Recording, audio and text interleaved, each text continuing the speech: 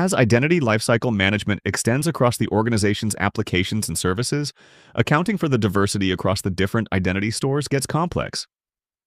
The result is that administrators struggle with hidden conflicts between layers and context-dependent failures where logic unexpectedly breaks. Additionally, unpredictable behaviors arise from potential wildcards and common multi-cloud translation issues.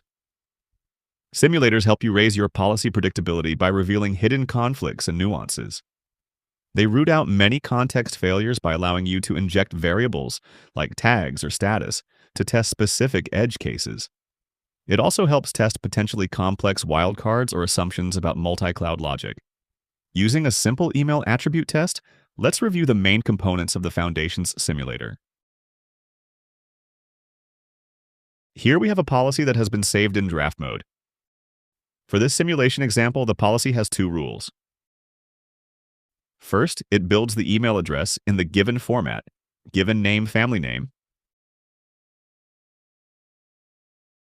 And then for the second rule, it checks for an email conflict in ID Vault.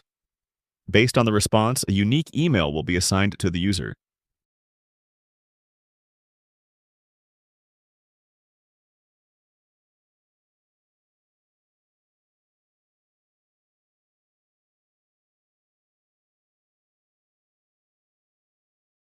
I'm providing input to add user event with the user's given name and family name.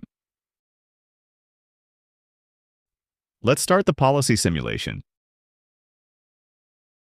In real time, the policy will automatically query the data from the ID Vault.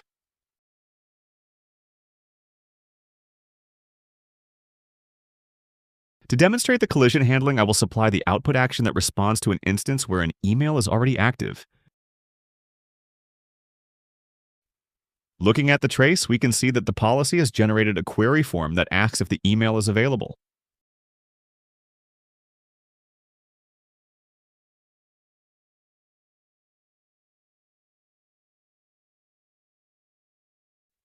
Now that the policy has been successfully executed, let's review the output.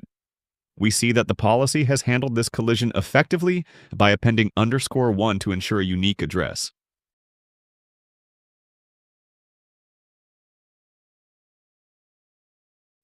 I'll now simulate this policy again without providing a duplicate instance.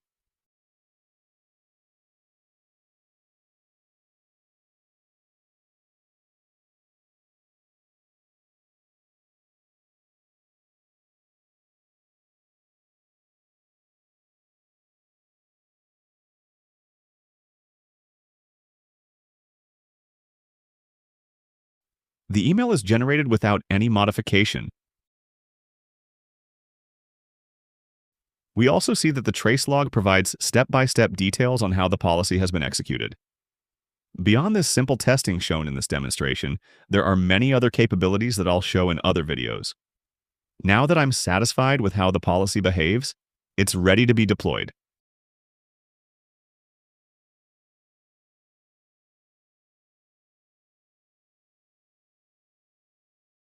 As we prepare to publish this policy, let's first compare the live one with the draft XML for final validation.